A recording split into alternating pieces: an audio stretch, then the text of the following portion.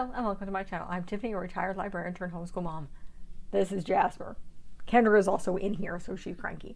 Jasper at this video is still around under 3 months old. He is a nuisance. He is a Siamese tabby mix, we think. He looks like a flame point Siamese, which was the point. He is cute. He is also irritating, and the calico doesn't like him. So this video may be punctuated by me yelling at cats because they both decided to be in here.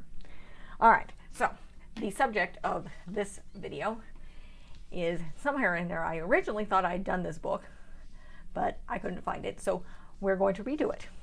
So this is Jumanji by Chris Van Allsburg. This is a book I bought for my daughter. This is a Caldecott Medal winner, similar to the Polar Express, which I will cover in December. I will cover both that and the film, and I am covering the film too, so the film should come out Friday. So I actually already shot the film. So I love Chris Van Allsburg. It's wonderful. If you go on YouTube, I'll try to link it. You can find it read by Robin Williams, which is kind of an amazing thing. I am a big fan of Robin Williams. He was one of my favorite actors. He's great. He's great, both comedic and dramatic actor. I love several of his films, and I do enjoy the film of this. So it was very nice to be able to hear him read the audio of the story of the film that he was in. Loosely based, very loosely based. So this is a Caldecott Award winner. So those of you who've seen more of my reviews, Caldecott is awarded for art. So that's what it's known for. That's what Van Allsburg's books are awarded for. Is typically it's art. Not that the story art isn't good, but you can see the art is very beautiful. It's done mostly, this one is, I think, completely done in black and white. I'm trying to think. The Polar Express is not. The Polar Express has color. So, but now, if you're familiar with a film, this is very different. This is a very simple children's book. It tells the story of a brother and a sister, Judy and Peter. Their parents go out. They play with their stuff. They're supposed to behave. They get bored.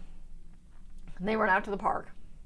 They goof around for a little bit, and then one of them finds this board game called Jumanji, just seen popped up against a tree, and they like, fine, I think Judy, who convinces her brother, it's like, let's just take it home and play it. We have nothing better to do. Brother's like, this may probably just going to be just like the other board games we have at home. So they take it home, they open it up, and it looks like a standard board game. You have tokens, you have dice, you go around, you have to, but it does, I think there's a warning on there. Read directions carefully. So they do. And the end one, which seems very important, you have to play the game through in order for it to end. And basically reach Jumanji and yell out its name. So they read the instructions, they start, and things start coming out of the game. It starts off with a lion, you get a lion, you get a flood, you get a stampede,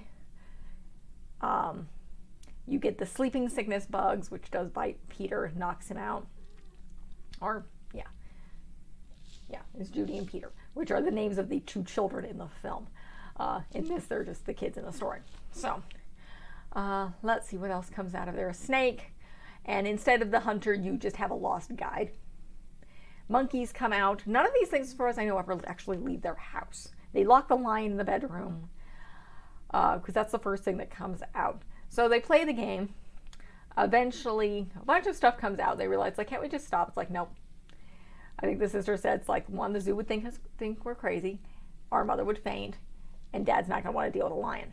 So they have to finish. She's like, we have to finish the game and everything will go away. And essentially that's what happens. It's a very, very simple story about following rules and the major consequences. Hopefully you don't have a board game like Jumanji. That would be very, very weird in real life. But the kids finish playing the game. I think it's Judy who finishes it up. And yeah, Judy takes it's like, no. Her brother rolls the dice. It's like volcano erupts. That's something they don't show in the film. They don't realize that there's a volcano in the book. The cats seem to want out. I'll let them out in a minute. Lava becomes everywhere. Okay, so Judy rolls and like discovers she can't roll again. So she rolls again, and like I realize if you roll a 12, you can get out.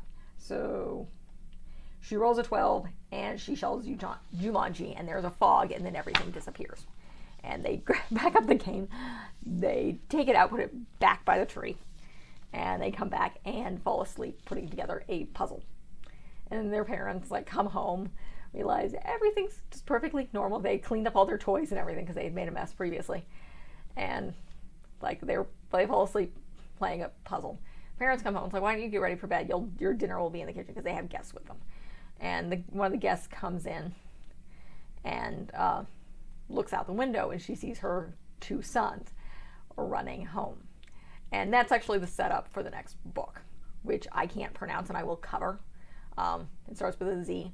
You can find Chris Van Allsburg himself reading that on YouTube, but I will link. But again, this is a really simple book, so this is a really short review because again, it's a really simple, very beautiful children's book by one of my favorite illustrators and authors, particularly for children's picture books, Chris Van Allsburg. I will cover and check out closer to Christmas. In fact, both the film and the book are scheduled for the week of Christmas for my favorite film, or my favorite Christmas book, which is Chris Van Allsburg's The Polar Express. So I enjoy this book. It's beautiful. It's wonderful. I mean, it's a Caldecott Award winner. So the film is adventure-packed. Very different from this little book. Great book to read to kids. Great nighttime book. It's a little long, so probably a little bit more for older kids, but if you have time, take the time to read it. So that is it for this review. I know this is very, very short because this is a very little book.